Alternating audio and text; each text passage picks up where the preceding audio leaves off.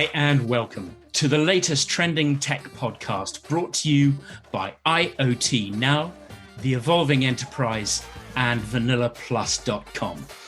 I'm Jeremy Cowan, and I want to thank you for joining us for this sometimes serious, sometimes light-hearted look at enterprise digital transformation. I am delighted to welcome two expert guests today who will be familiar to many of you working in the Internet of Things in recent years. They are Gilli Coston, formerly Senior Vice President for EMEA at Core Wireless. Gilli is now Managing Director of the Horsepower Partnership, where she's developing, I should say, executives' leadership and performance skills through facilitated learning. She describes this as fear-free advanced communication skills with humans and horses, and that intrigued me. So we'll find out a little bit more about that shortly. Gilli, thanks very much for being with us. Well, Jeremy, it's a joy to be together. And thank you. It's great to be joined also from Washington, D.C. by Ken Figueredo. He's representing today 1M2M. He's also the founder of More with Mobile, which offers advisory and project execution services for business opportunities enabled by, would you believe, the IoT. Good to have you here, Ken. Good to be here, and thank you very much for the invitation, Jeremy. Not at all. Okay, as always, everyone, we'll start by looking at some technology news that needs exploring. After that, we'll find out what our guests have been up to and how their work impacts on the tech world. And finally, in our section called What the Tech, we'll bring you some of the lighter news. So stay with us for the next 30 minutes. Gilli, can I come to you first? What has stood out for you lately in the news?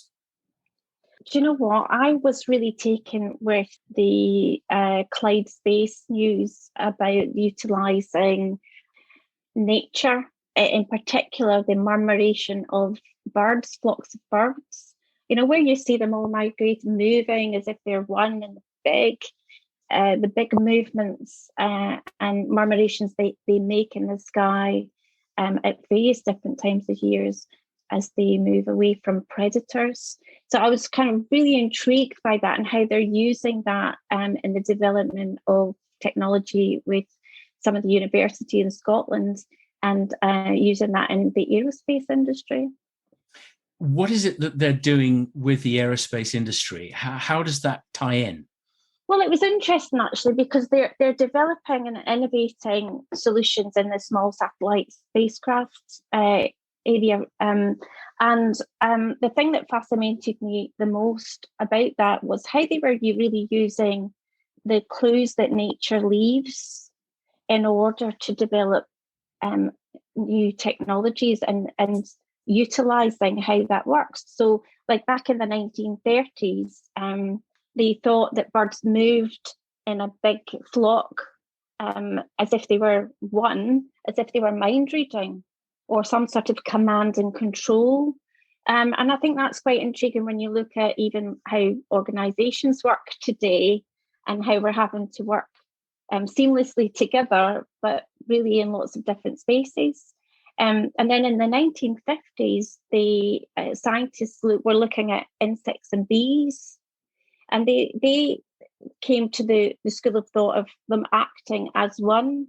But it wasn't until 2015 when some of the universities, I think it was the National Academy of Sciences, looked at how self-organization works.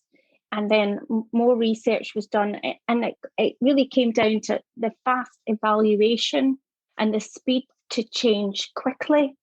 And I think that is absolutely amazing because today we have lots of remote devices working, but the information comes back. And then actually, how do you get the fast, rapid change? I mean, in murmuration, you're looking at sort of one or two flaps of wings. I'm not suggesting that we, are able to get that fast changes. But if we could think about how that becomes more real time, either in space or even on the ground when it's a road diversion or an accident or something like that, and the learnings that we take from that. So yeah, I found that really, really fascinating, and how they're really looking at three factors and three vectors.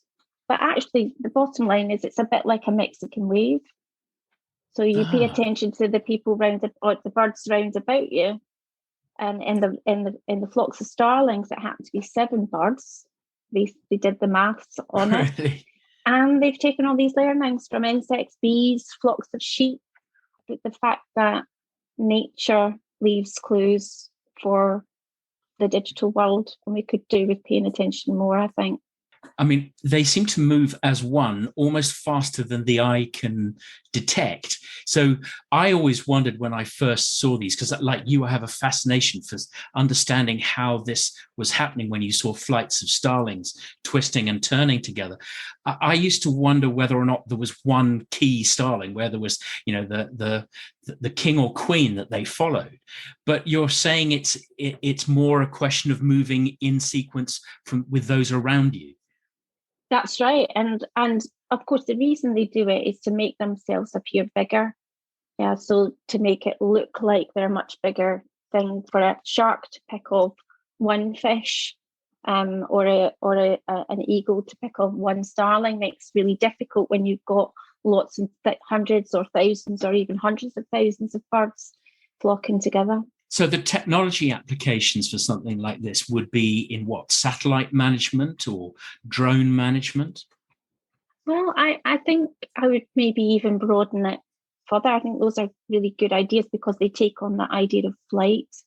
But I think to use your metaphor, the glide path, to really using this sort of thing in IoT could actually be looking at things that you don't bump into. So the 3 areas that they looked at was like an attraction zone. So the area that's closest to you, you're just looking at the next person or the next device and seeing what it's doing. I see no reason why this isn't sort of an advanced networking, because that's really what it is. It's an advanced networking solution in flight. You could apply that to anything. Yeah. Ken, what do you take from that? There's always lessons from nature, aren't there? Yes, I mean, there's a lot to learn. I think some of the interesting things are about cooperation. You could argue that there's a lot of peer-to-peer interaction going on amongst the flock of birds, and technologically, a lot of people are looking at peer-to-peer systems. I think the other thing for me, I've been interested in this from the early days of being at university, is the whole idea of systems and systems of systems interacting with one another, which is quite complicated. I mean, we tend to look at things simply and have difficulty dealing with interactions between systems, and also the idea of unintended consequences. So I think this kind of research is fascinating for trying to stitch together, well, what is going on between these group of 7 birds and then the other birds around them. Gilli, will you do us a favor and keep an eye on this story? Because I think there's probably going to be learnings not only in the IoT, but in the wider enterprise. So if you see something coming out of this, let us know. We can get you back on to talk about this. Thank you, sir. Ken, what news has caught your eye lately? Well, a lot of my work takes a medium to long-term view. So I'm always looking at strategic trends and keeping an eye on them. So the story that caught my eye came out in the news a few weeks ago, and it concerns a company called, originally, the Long Island Tea Corporation. And the Long Island Tea Corporation, as you might guess, makes and sells iced tea. Makes sense. Now, in 2017, the company changed its name to the Long Blockchain Corporation and pivoted. And nowadays we hear a lot about digital transformation and pivoting to new opportunities. Well, these guys pivoted to blockchain, and their stock price went up by a multiple of 3. So if you were holding, you did well, as long as you got out. Anyway, earlier this year, the US Security and Exchanges Commission, which has been looking at what the company's been doing, revoked its stock registration. So the blockchain piece essentially is going or gone, but the iced tea portion is still operational. So you can still buy their iced tea. Well, somebody has jumped on a bandwagon there, and you can't blame them for trying it, but obviously it hasn't lasted. I mean, I guess there could be a big role for blockchain in partner ecosystems, such as the Internet of Things, where we're always looking at this more closely. Ecosystems seem to be becoming more and more important with every passing year. It's got to be important anywhere where trust is critical. Would you agree with that? Well, the reason why I picked this story, it requires us to step back a little bit and say, what problem are you trying to solve, as opposed to what technology can I throw at a problem? And when you talk about the Internet of Things and ecosystems, yes, there are ecosystems amongst providers and partners. You can also make the case that there's an ecosystem of technologies that you use IoT to connect to devices and sensors and collect data, but you also need to bring in, let's say, machine learning or an AI component to help you with the decision making. You might use distributed ledger technology if you want to change the dynamics of trust. Okay. But the key question there is, what are you trying to do? And if you say, well, I want to change the dynamics of trust, you're then talking about innovating the business model, the business construct. And then you have to decide, well, is blockchain the way to do it? I mean, you could just as well say, I'll use a distributed database, right? Because they achieve the same thing. I think the other point I want to make is, if you sort of throw technology at a problem, you don't necessarily think enough about the consequences of what you're doing. So to take blockchain or distributed ledger technologies, you're changing the nature of trust. It's more cooperative trust. But by putting information into the blockchain, you're making all of that information visible to everybody involved in that ecosystem. So if you're a publicly traded company and you're putting operational information into the blockchain, are you releasing that information before you disclose it to your investors? Okay. So that's a kind of like a consequence of going down this path. And I've seen that play out where, a company did a pilot, did something very successful. And then when the company looked at it beyond the pilot as an operational system, they said, well, we can't do this. Right? So we have to find a different way of doing it. So that's why I always say, think of what's the problem you're solving, and then what's the appropriate technology to solve that problem. I like the Russians saying, trust but verify. Trust but verify. I mean, it's been ascribed to the KGB, but I think it's a broader sense. Because after all, this is a decentralized technology. It's an impartial ledger, so no single player can control it. I mean, if you're dealing in partnerships or if you're trying to deal in trust, it can give guarantees which may encourage previously unconnected partners to learn to trust. It can. I think this is one of the issues with progress, that we're now moving into an era. If you use a distributed trust system, you're almost having to ask the question, do I trust the people that are enforcing the trust? And that's why you're starting to see the emergence of kind of like permissioned blockchain. Somebody's orchestrating an environment and granting permission to everybody in that environment to trust one another. It's interesting. I started looking at this around 2013, 2014, when I was doing some work for an investor that was looking at central bank digital currency, and at that time there was a lot of focus on Bitcoin, and one of the issues people had found is the trust resides in the mining organizations, the organizations that are proving the integrity of the blockchain. And there was an incident where somebody cornered the market. They got 51% of all of the mining capacity. So you need somebody sitting above that saying, well, is my mining infrastructure truly distributed and trustworthy? So it's not as straightforward as throwing a technology to a problem. You really do have to think about the kind of the business problem you're solving and whether the technology actually helps you with that solution. Thanks, Ken. My take on the serious news this time comes from a BBC news site which published a surprising call by the UK security agency, GCHQ, and they suggested that local councils should start preparing for cyber attack. Now, I've worked with local councils, and I can tell you the ones around here are barely prepared for a hole in the road, but whether they are prepared for a cyber attack, only time will tell. Obviously, this isn't just a UK story. The same applies globally in every connected economy. You only need to look at the ransomware attack on the Colonial oil pipelines in the US to see what attacks can do. Smart cities are a different story. Obviously, they're expected to be a target for hackers, and councils will need to be prepared because they do handle a lot of the data and a lot of the connectivity.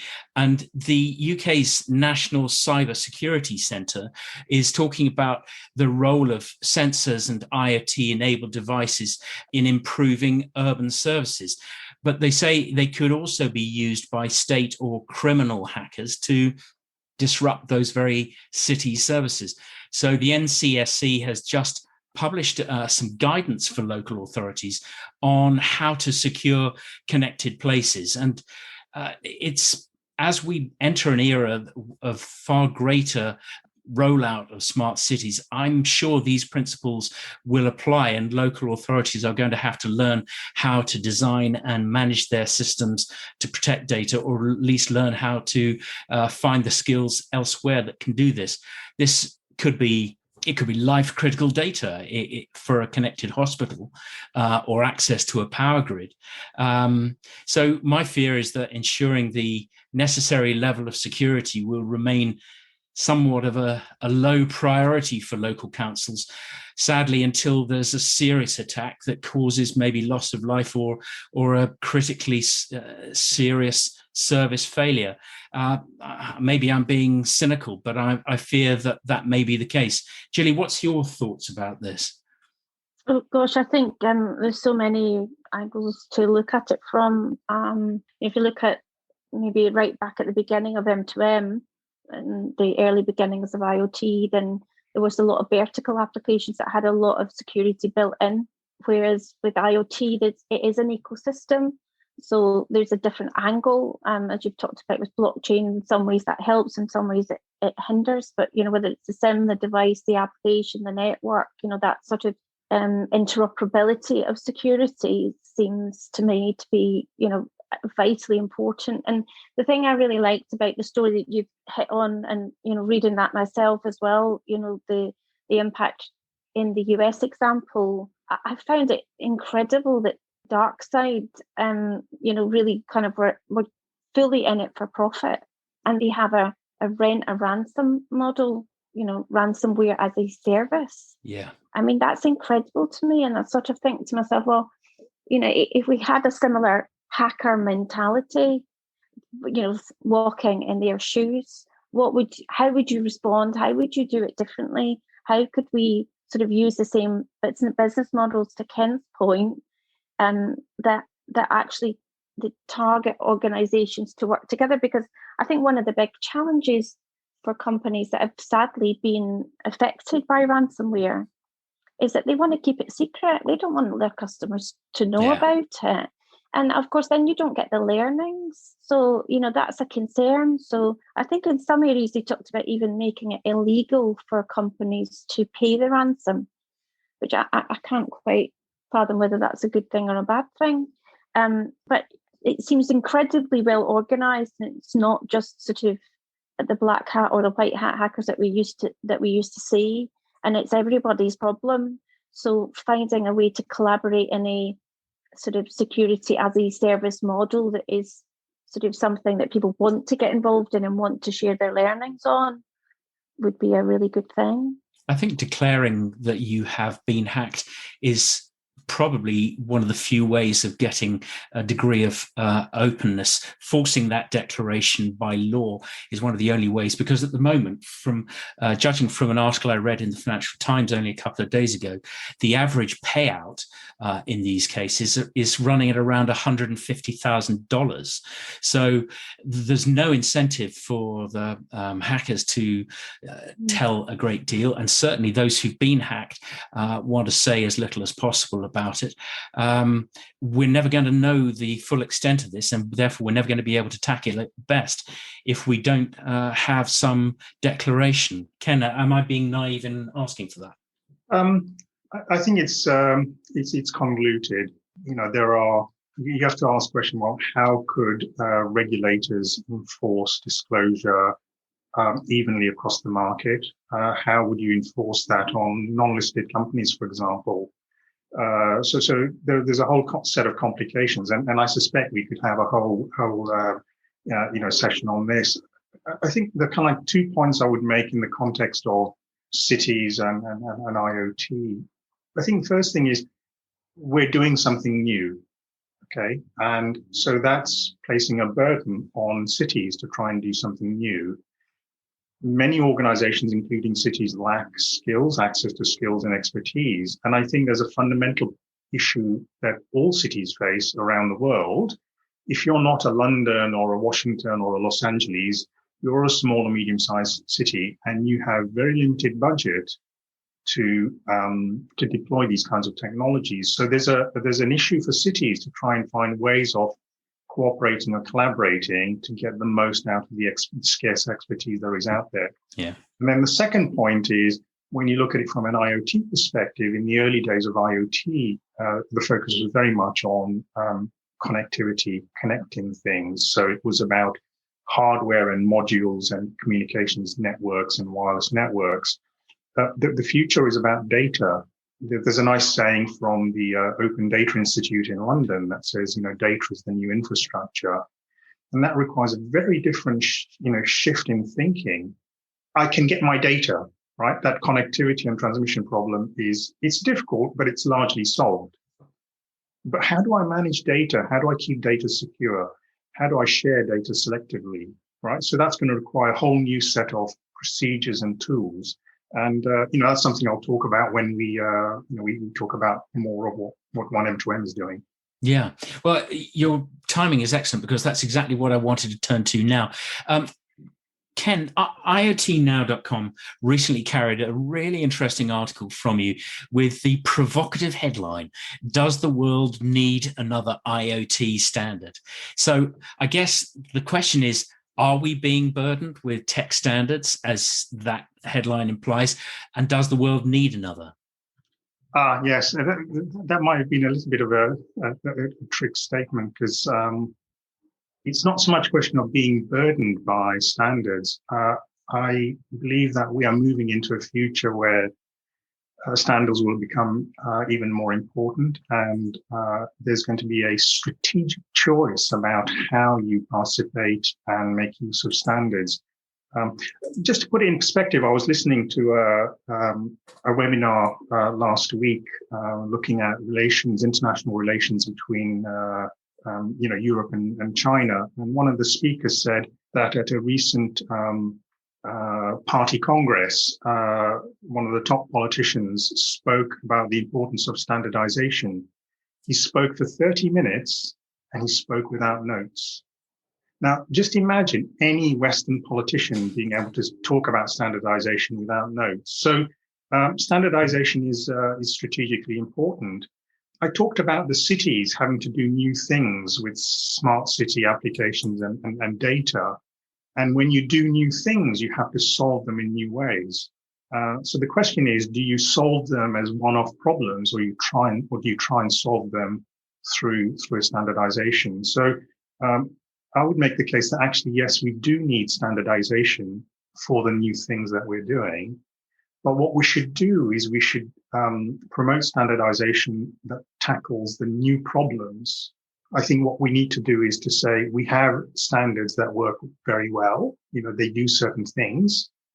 but we need to find a way of joining those standards together to deliver the more complex types of IoT service and application that we're starting to see.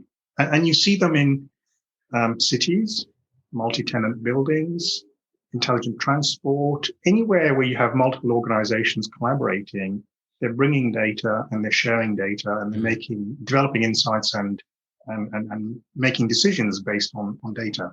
Those two examples you quote both tend to be private networks, private areas, campuses, like a building or a port, which suggests partner ecosystems have a role to play in achieving standardization. Is that fair? I think there are two things. Kind of partner ecosystems, when you look at them, are there to try and make it easy for organizations to adopt a solution. So when you look at the the growth of the M2M in the IoT industry, you had a lot of mobile operators standing up partner ecosystems. Now you see a lot of the cloud service providers creating partner ecosystems. Some of the hardware vendors also create partner ecosystems. And so partner ecosystems are very useful for adopters to try and get something up and going quickly. But it's a bit like eating, right? Which ecosystem are you going to pick? Do you want Italian, or do you want Indian, or do you want burgers, or do you want fast food, or do you want, a la carte? So there's a little bit of a burden on the adopter in terms of choosing which partner ecosystem to pick. And then I would say on the supplier side, a lot depends on the governance of the ecosystem. So is it a very curated ecosystem? Somebody controls who comes in and who comes out, or is it an open ecosystem that allows little startups, innovative startups, to come in and offer their services and help grow the ecosystem? So again, how's that run? And what's the attraction to the adopters? You mentioned openness. I mean, one of the first thoughts that I had about this was that there might be some parallel with telecoms, which is moving slowly in the same direction, where telecoms has a newfound emphasis on open radio access networks designed, amongst other things, to avoid vendor lock-in. Do you think there are parallels there? There are some. I wouldn't claim to be an expert on Open RAN, but my understanding is it's taking the radio access network and disaggregating it, splitting it up into three main component parts, and trying to some of the stuff I've read is trying to get away from the proprietary capabilities that have been built into these Open RANs. So what they want to do is to open up the interfaces and enable interoperability between equipment from different vendors. So that idea of openness and interoperability and the ability to mix vendors is very much relevant in the IoT arena. I think what's slightly different in the IoT arena is it goes beyond hardware and communications, and it's now moving to interoperability at the data level. So if I pick up a temperature sensor reading in my office space, can I share that sensor data with the building manager? Do we have a common language for sharing that data? Yeah. So is one M2M the only association that's working to enable these suites of common reusable tools? Or do you have allies that you can work with on this in order to manage different IoT stacks? Well, so one M2M is unique as a formal standards body. So one M2M is trying to make IoT scalable and interoperable. And one M2M is modeled on 3GPP. So what 3GPP has been doing for the last 20 plus years is managing and evolving the standard for cellular communications. And, they've gone from standing start to, I think they're working on release 16 and release 17. And those are official standards backed by, national standards body and so forth. And that's what one M2M is doing. It's doing standards for the IoT. It's currently working on release 5. I mean, I would contrast it with industry alliances which are more focused, let's say, on promoting a particular solution or trying to foster business networking amongst member participants. But they don't have a pathway to standardization at the national level or at the international level. So to put that in perspective, 1M2M was set up by national standards bodies in the Americas, so North America, ETSI in Europe, couple of them, TTC and ARIB in Japan, TTA in Korea, CCSA in China, and then recently TSDSI in India. And so these national standardization bodies wanted to avoid global fragmentation. And they are also the very same organizations that sit behind promoted 3GPP. So it's a very neutral, open, collaborative, it's not as if you're paying to participate. Anybody can become a member, contribute, and anybody can download the specifications and apply them. It's free. That's really helpful. Gilli, you've got a lot of experience in the IoT. What do you unpack from all of that? Ken, that was brilliant. I really enjoyed hearing more about 1M2M because it wasn't one that I knew a lot about. And there's a couple of projects that I'm working on that I think that would be really interesting to follow up on. I was also really interested in thinking about Ken's point about sort of enabling different brands, especially as we come into consumer IoT.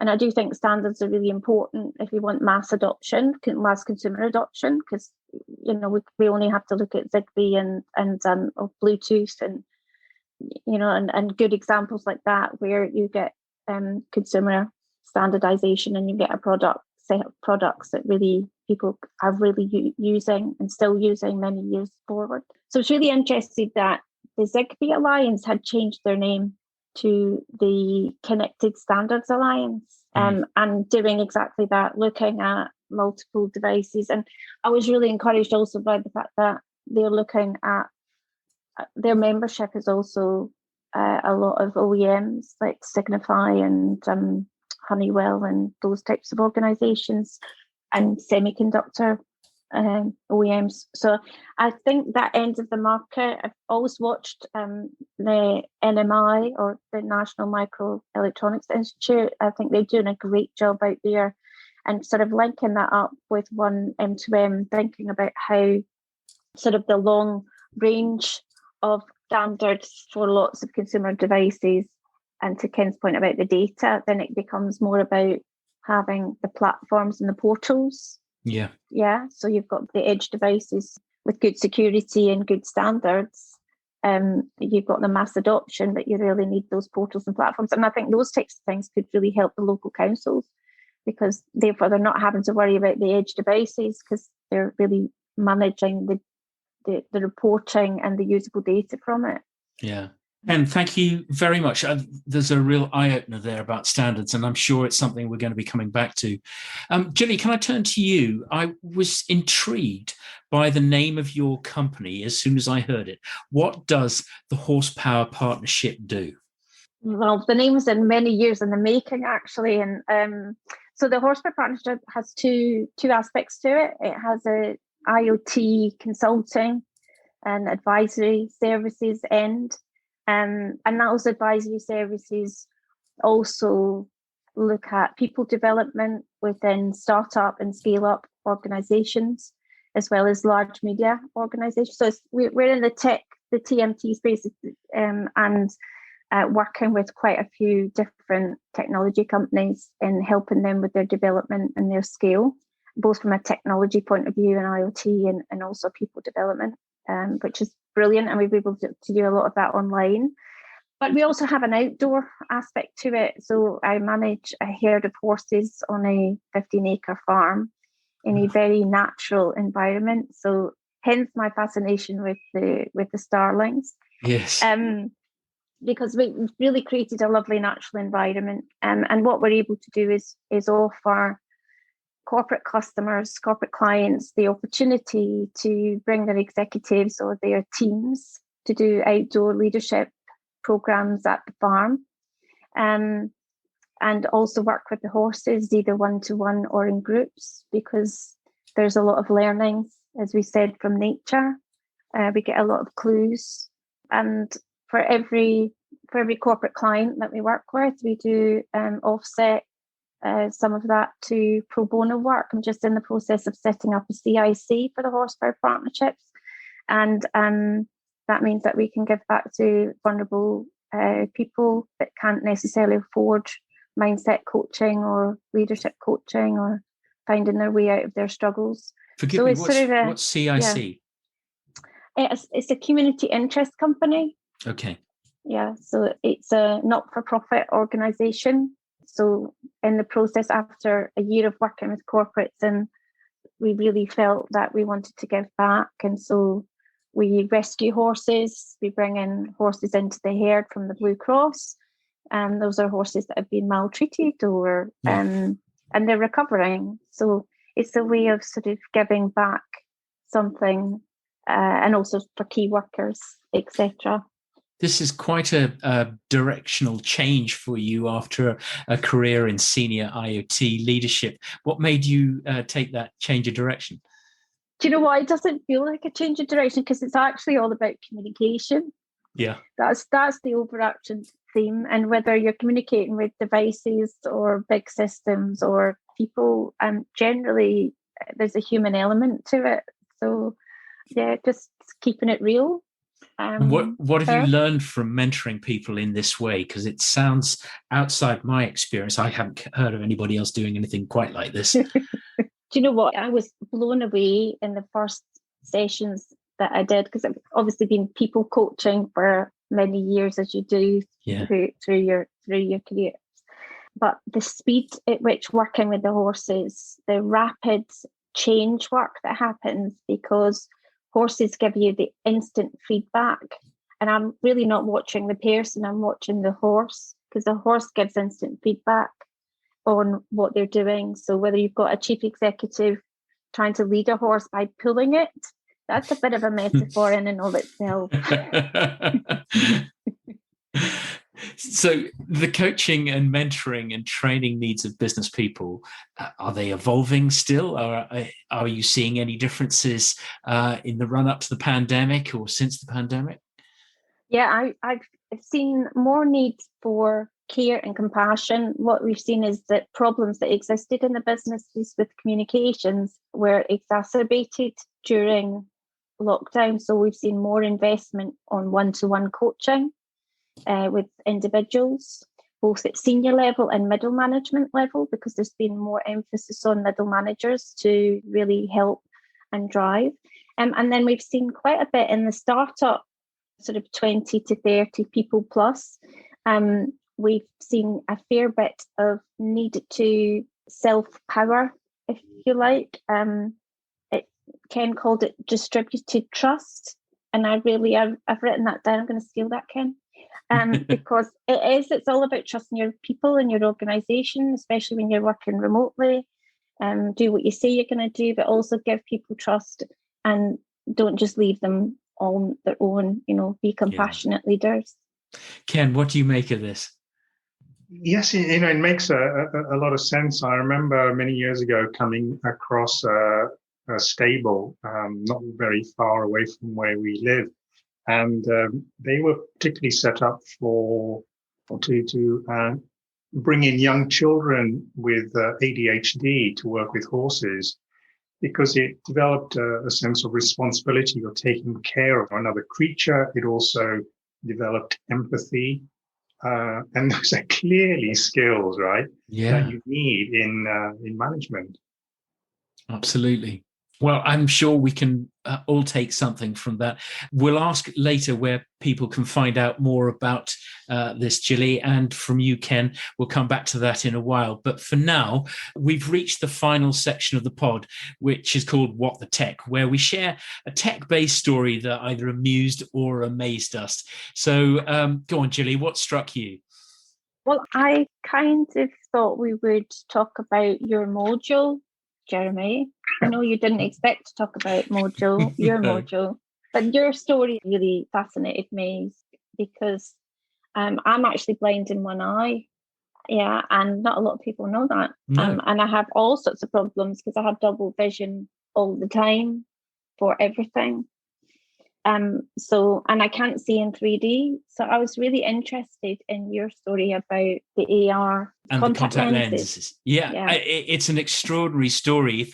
If you don't mind me jumping to it now, I'll go to it, because I couldn't quite believe what I was seeing. There's a company in California called Mojo Vision, and they haven't just started. They've been working on this for a while from the sound of it. They've developed a contact lens with a miniature built-in display, and these smart lenses designed to let you view augmented reality images on a screen that doesn't sit in front of your eyeballs, it sits on your eyeballs. And I use lenses periodically as well, and I find it fascinating that somebody's going to be able to deliver that to me, because I'm sure I could use it. Mojo Vision is now apparently partnering with a very established Japanese-based contact lens maker called Menicon to turn this concept into a viable product. And the partners are working to approve not only the contact lens materials, but also the cleaning and the fitting and all the practical sides of it that may not immediately fall into a concept. Mojo Vision apparently can call on vast amounts of research from Menicon, not least of all into lens coatings, but even things like how the devices are interacting with the human body. So it sounds as though it's getting a lot closer to market. What was your take on that? Is that something that you would use, Gilli? Well, I'd first of all like to know if it would work, because when I wear lenses, I only wear one, obviously, because the other eye doesn't work. Yeah. But I think that it would give you a real kind of another dimension to what you're seeing. So if I think about being out with the horses, for example, you notice like small things like eye movements and that can generate data and information that can make you even more skilled. So when the ears go in different directions, and then you can build a picture over time and learn. And the more you interact with it, the more you learn. But if you could have a contact lens where all of that data was gathered, and it would just speed up learning for humans in any topic. Feel a bit like the Matrix. I've always fancied like just having a plug-in to just learn something new. Maybe it's in the front rather than the back. But I think it would be amazing. I'm really intrigued and looking forward to trying it. Ken, does it fill you with hope or horror? It's funny. It reminds me of something from about 10 years ago. I was working with a team at McKinsey, and this idea came up in discussion, which is as you grow older, you become forgetful, but you need to remember more things. So picture this scenario where you're walking across a busy room, and you're about to meet somebody. And as you walk up to them, you get this little message through your glasses into your ear saying, "This is Joe. You last met him 3 months ago, and this is what you talked about." Okay. That is brilliant. I could so use that.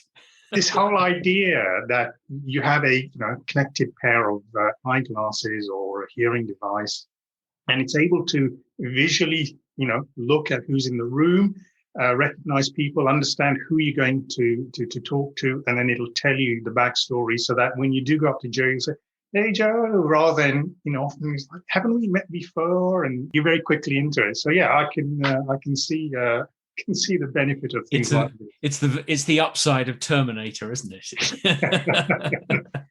Ken, what have you seen in the news that amused or amazed you? Well, if I know you're a bit of a Southampton and football fan, so I'm going to talk to you about somebody called Brian Robson, but not the Brian Robson. Okay. And if anybody can track this down, there's a wonderful interview on the Today program of Radio 4, and I had to stop work because I was crying with laughter. It was so funny. So Brian Robson emigrated from the UK at the age of 19 and went to work in Australia, but really didn't like it, but didn't have enough money to pay for the airfare to come back. Oh.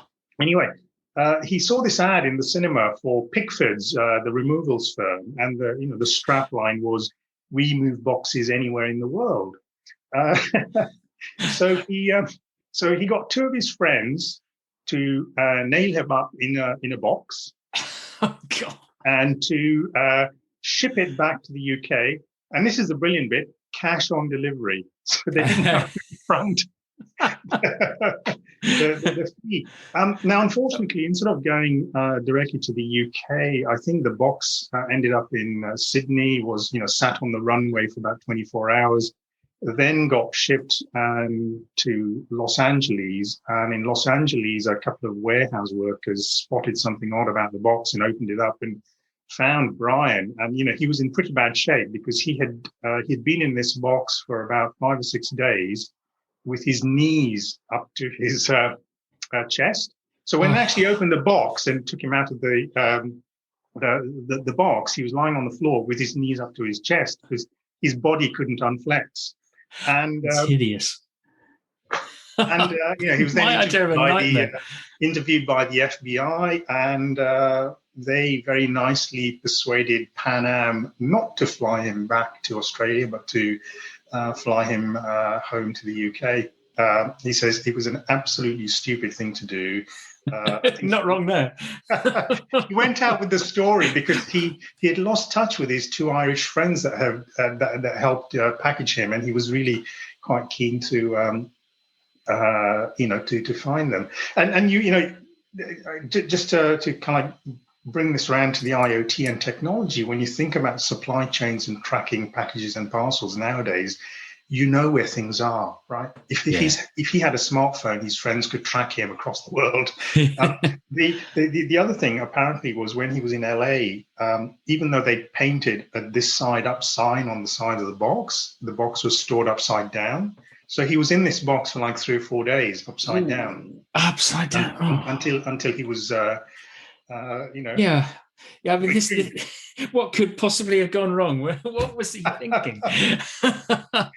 Well, it's a wonderful story, and if you hear him being interviewed, he's a hilarious bloke, and it's tremendously funny. We'll have to look that one out. I remember from what you said about it that it was going under the headline of the Great Escape, which I loved.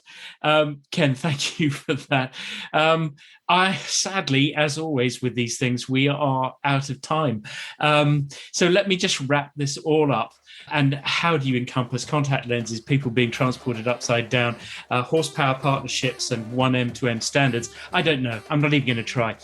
I just wanted to say a big thank you for sharing your time and thoughts with us to, first of all, Gilli Coston of the Horsepower Partnership. Thanks very much, Jeremy. That was Ken's last story. It made me think about the value of thinking inside the box. Absolutely. And Gilli, how can people contact you for more information? Oh, you can just get me at Gilli at thehorsepowerpartnership.com. That's Gilli. That's right. Yes, great. And my thanks to Ken Figueredo of More with Mobile.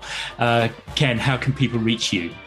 Through my LinkedIn, so ken.figueredo on LinkedIn. But I've also written and spoken at many events, so it usually comes up on Google search. Well, that's great. Ken, it's been great to have you too. Thank you. Thank you very much.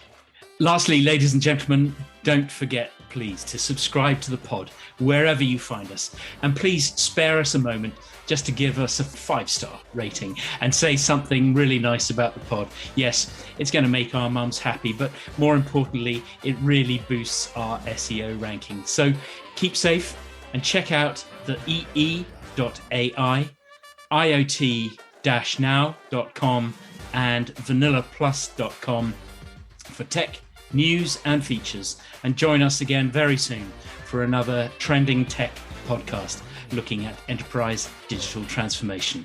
Thank you and bye for now.